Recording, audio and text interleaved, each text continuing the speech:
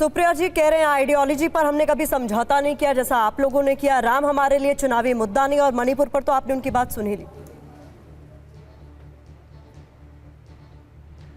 मैं शुरुआत मणिपुर से ही करना चाहती हूँ, क्योंकि मुझे ऐसा लग रहा था कि हिंदुस्तान की जनता ने इतना बड़ा संदेश दिया है, देश की जनता ने घुटने टिकवा दिए, देश की जनता ने रोक दिया, और उसके बावजूद भी मुझे लग रहा था थोड़ा दम अहंकार कम हो जाएगा, लेकिन कहाँ कम होने वाला है जी, रस्सी जल गई बल थोड़ा ही जाएगा।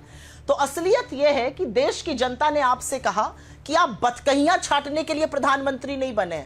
प्रधानमंत्री का क्या काम है कि लोकसभा में खड़े होकर भाषण दें, या प्रधानमंत्री का काम है सेल्फी खिंचाएं, या प्रधानमंत्री का काम है कि ढूंढ ढूंढ कर देश विदेश घूमने जाएं। अरे प्रधानमंत्री का काम है, 1 साल से ऊपर इस देश का एक राज्य जल रहा है, कुछ मत कीजिए, सब कुछ छोड़कर वहां चले जाइए और वहां पर विक्षिप्त लोगों के साथ खड़े हो जाकर उनको ये भरोसा दिलाइए कि ये देश उनके साथ है, आप उनके साथ हैं, उनके आंसू पोंछने के लिए उनके साथ हैं। आज भी कितने रिलीफ कैंप में महिलाएं और बच्चे प्रताड़ित हो रहे हैं, आज भी कितने ही लोग अपने घर बदर हैं, आज भी कितने ही लोग हिंसा का शिकार हैं, व्यवसाय खत्म हो चुके हैं, कारोबार चौपट हो चुके हैं। लेकिन 1 साल से ऊपर हो गया, इस देश के प्रधानमंत्री ने मणिपुर का रुख नहीं किया। प्रधानमंत्री ने भाषण दिया, प्रधानमंत्री भाषण देने के लिए, प्रधानमंत्री त्रिपुरा गए, प्रधानमंत्री नागालैंड गए, सब जगह गए। प्रधानमंत्री 40 मिनट की फ्लाइट से मणिपुर नहीं जा सके पूरे चुनाव में। यह मुझे लगता है कि नैतिक हार है प्रधानमंत्री की, और इतनी निर्णायक नैतिक हार है कि आप इस देश के एक राज्य में जाने की हिम्मत नहीं करते हैं। आप कश्मीर का झुंझुना बजाते थे, आप श्रीनगर, बारामूला, अनंतनाग, राजौरी चुनाव लड़ने की हिम्मत और हैसियत नहीं रखते। ये असलियत है। मैं यहां पर 2-4 बातें कहना चाहती हूं, और ये बातें कहनी जरूरी है, और उसके बाद फिर मैं आगे जाऊंगी। क्योंकि नीट से बात शुरू हुई थी, और मुझे ऐसा लगता है कि 24 लाख बच्चे आज सत्ता पक्ष की ओर, विपक्ष की ओर, उन नेताओं की ओर देख रहे हैं जो उनकी बातें सुन रहे हैं।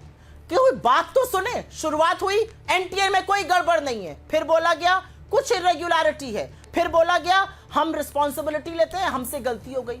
अरे भाई, गलती और गुनाह जब होता है तो उसका क्या निवारण है? ये बच्चे जो असमंजस की स्थिति में, इनका क्या होगा? और मैं यहां पर एक छोटी सी बात बताना चाहती हूं, और अगर आप मुझे प्लीज 40 सेकंड का टाइम दे तो ये बात कंप्लीट हो जाएगी जी।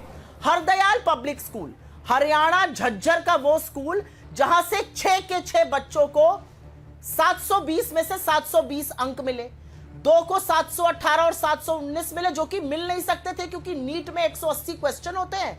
अगर क्वेश्चन छोड़ोगे तो 4 मार्क्स जाते हैं, और अगर क्वेश्चन गलत किया तो 5 मार्क्स जाते, तो 718 19 नहीं मिल सकते थे। पहले इक्का दुक्का लोगों को आता था, अब 67 लोगों को पूर्णांक आए, जिसमें से हरदयाल पब्लिक स्कूल में 6 छात्र थे। चलिए कोई बात नहीं। उस स्कूल की जो अध्यक्षा है वो अनुराधा यादव है, उनके भतीजे शेखर यादव जी भारतीय जनता युवा मोर्चा के झज्जर के अध्यक्ष हैं, उनकी पत्नी भी बड़ी एक्टिव है। अनुराधा यादव जी खुद बीजेपी का प्रचार प्रसार करते हुए, बांटते हुए पर्चे देखी गई हैं, सोशल मीडिया पर सारी तस्वीरें हैं। बीजेपी का संबंध यहां पर खत्म नहीं होता है। नीट जैसे एग्जाम में 2 पेपर होते हैं कि अगर पेपर लीक हो जाए तो दूसरा पेपर दे दिया जाएगा, और ये सारे पेपर जो पब्लिक सेक्टर के बैंक होते हैं उसमें सुरक्षित रखे जाते हैं। एक सेट पेपर एसबीआई में रखा गया था, एक सेट कैनरा बैंक में रखा गया था। हरदयाल पब्लिक स्कूल में दोनों सेट बांट दिए गए, दोनों सेट बांट दिए गए। पता चला गलत बट गया तो वापस लिया गया। वापस क्या लिया गया? वापस ले लिया गया एसबीआई वाला सेट, कैनरा बैंक वाला सेट उनको करना पड़ा। पूरे देश में एसबीआई का पेपर बटा था, चलिए कोई बात नहीं। फिर ग्रेस मार्क्स की टाइम बर्बाद हो गया था, बच्चों को ग्रेस मार्क्स देने। एनटीए ने ग्रेस मार्क्स 6 बच्चों को दिए जिनके पूर्णांक आए। वक्त तो सारे सेंटर का बर्बाद हुआ था। इतनी सारी अनियमितताएं, और भाजपा के एक नेता से उस स्कूल का सीधा सीधा संबंध। भाजपा क्यों चुप है इस पर? कहां है सीबीआई? एक पुलिस केस तक नहीं हुआ है झज्जर की पुलिस थाने में। क्या कर रही है सीबीआई? क्यों नहीं जाकर उठा रही है अनुराधा यादव को और शेखर यादव को, जो उनके भारतीय जनता युवा मोर्चा के अध्यक्ष है झज्जर के, उनसे सवाल पूछ रही है? ठीक है। पिंटू प्रिंटर और चिंटू जो क्या नाम है, चीटर पे आपने देश छोड़ा हुआ है। मेरा अपना मानना है कि थोड़ा दम और थोड़ा अहंकार छोड़ दीजिए। देश की जनता ने भी आपको यह मैसेज दिया है। अपने आप को हमारा दुश्मन मत समझिए, हम आपके खेत मेड़ का झगड़ा नहीं है। अगर हम मिलकर काम करेंगे तो देश का भला करेंगे।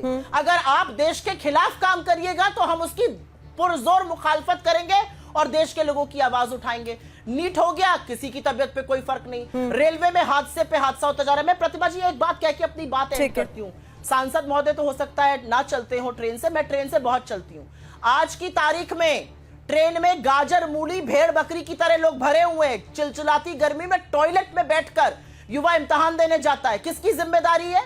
रेल मंत्री कहते हैं बल का प्रयोग करो अगर कोई अनारक्षित है। तो आपने क्यों कम कर दिए अनारक्षित डब्बे और द्वितीय श्रेणी के डब्बे? क्यों सारे डब्बे आप एसी बनाते जा रहे हैं? क्या तमाशा लगा रखा आप लोगों ने इस देश में? महंगाई पे महंगाई है, रेल को बिल्कुल कबाड़ कर दिया है, पेपर पे पेपर लीक हो जाता है। सरकार की कोई जवाबदेही नहीं है। अरे जो सरकार अपने आप को सिक्योरिटी का बीकन बताती थी, आपके बनते ही 3-3 हमले हो गए। एक शब्द नहीं निकलता है मुंह से। भाई ये क्या तमाशा लगा रखा है इन लोगों ने देश में? ये देश चला है। Is this a banana republic और is this the republic of India and we have an elected government to do something? लेकिन उनको कोई फर्क ही नहीं पड़ रहा है। वो बेचारे बैसाखियों को संभालने में, अपना स्पीकर बनाने में, सेल्फी खिंचाने में, झुनझुना बजाने में, जुमले फेंकने में मशगूल है। सुधांशु जी, आपने सुना ऐसे कई मुद्दे हैं जिस पर सरकार की जवाबदेही बनती है, चाहे वो रेल हादसे हो, रेल में जिस तरीके से इस वक्त लोग ट्रैवल कर रहे हैं उसको लेकर कई तरह के सवाल हो, नीट की परीक्षा को लेकर जिस तरीके से सर्वोच्च न्यायालय तक को ये कहना पड़ा कि परीक्षा की जो पवित्रता है वो प्रभावित हुई है, तो जवाबदेही तो बनती है।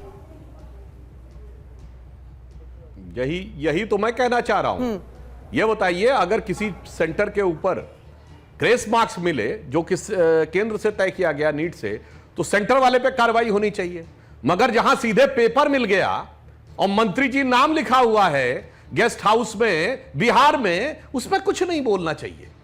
जब सीधे तेजस्वी यादव का नाम आ रहा है, मतलब वो जो नवी पास नेता हैं आपके, जो इस समय मेधावी छात्रों के प्रतिनिधि बने हुए हैं, उनका नाम आ रहा है, तो उसके ऊपर तो कोई कार्रवाई नहीं होनी चाहिए। जबकि वो सारी बातें प्रूव हो गई हैं कि व्यक्ति आकर वहां रुका था, गिरफ्तार है, उसने कबूलनामा तक कर लिया है। मगर उसके बाद देखिए साहब किस ढंग से बोला जा रहा है। तीसरी बात मैं कहना चाहता हूं कि आपने कहा महंगाई है, तो इस समय महंगाई की दर 5% है। आपने शासनकाल के कोई 5 साल बता के जाइएगा जब 5% से कम महंगाई की दर हो, उसके बताए बगैर न जाइएगा, नहीं तो मैं दर्शकों से कहूंगा जाके चेक कर लीजिए। अब इसके बाद अगर आप देखिए, जिसे कहते हैं अहंकार और रस्सी जल गई बल नहीं गया, 3rd अटेम्प्ट में 3 डिजिट में सीटें नहीं पा पाए, मतलब 99 पे रह गए। 3rd अटेम्प्ट में 3 डिजिट में सीटें नहीं पा पाए। उस विरासत को लेकर बैठे जहां 400 सीटें राजीव गांधी जी ने पाई थी और वहां से 100 सीटों के मोहताज हो गए।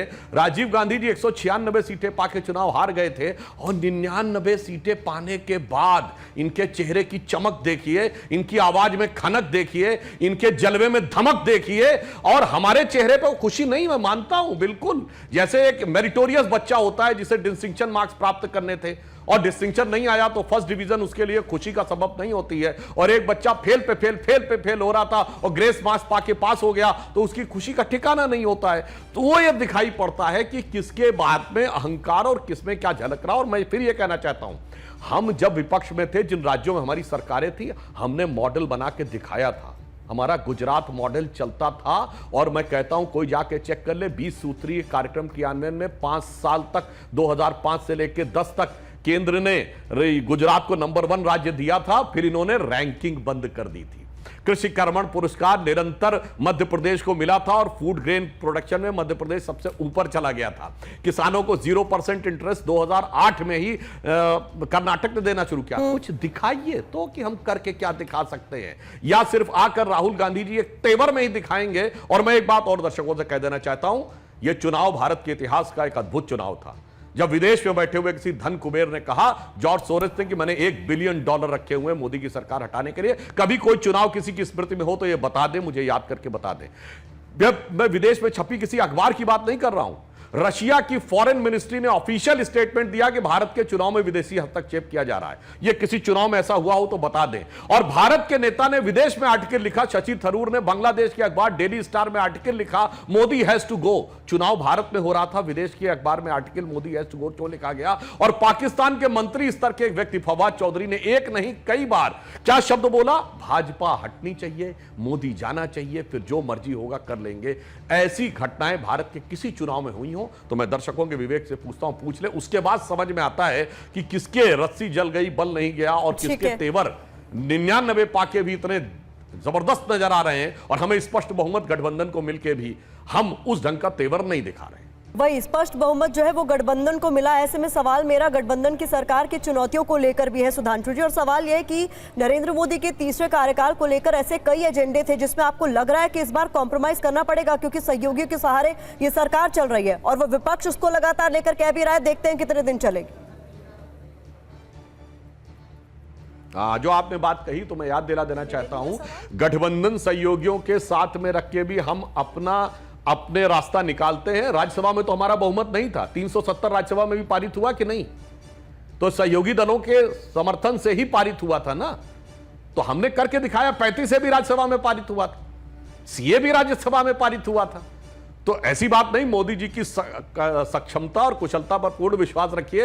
हर परिस्थिति में से मार्ग निकालने की व्यवस्था हम सबके सहयोग के साथ निश्चित रूप से करेंगे। तो वो तमाम मुद्दे जिस पर आपके सहयोगी अलग अलग राय रखते हैं, उस पर कोई आपको लगता है टेंशन नहीं होने वाली है? One nation one election, UCC, Agniveer, इन तमाम मुद्दों पर? नहीं, निश्चित रूप से सरकार अपना एजेंडा आगे रखेगी और जैसे सरकार के सभी लोग बैठ के विचार करते थे, मैंने उदाहरण दिया ना, 370 पे सहयोगियों ने हमारा साथ दिया था, सीए पे सहयोगियों ने हमारा साथ दिया था, 35 पे हमारा साथ दिया था। तो निश्चित रूप से अगर हम वो बातें आएंगी, सब लोग मिलकर विचार करेंगे तो जो होगा रास्ता निकालने में हम लोग सफल हो सकते हैं। राष्ट्र के हित में जो भी होगा, हमें पूर्ण विश्वास है कि सभी एनडीए के सहयोगी दल राष्ट्र के हित में लिए गए किसी भी निर्णय पे साथ रहेंगे। और हमारा इनके साथ बहुत पुराना संबंध है।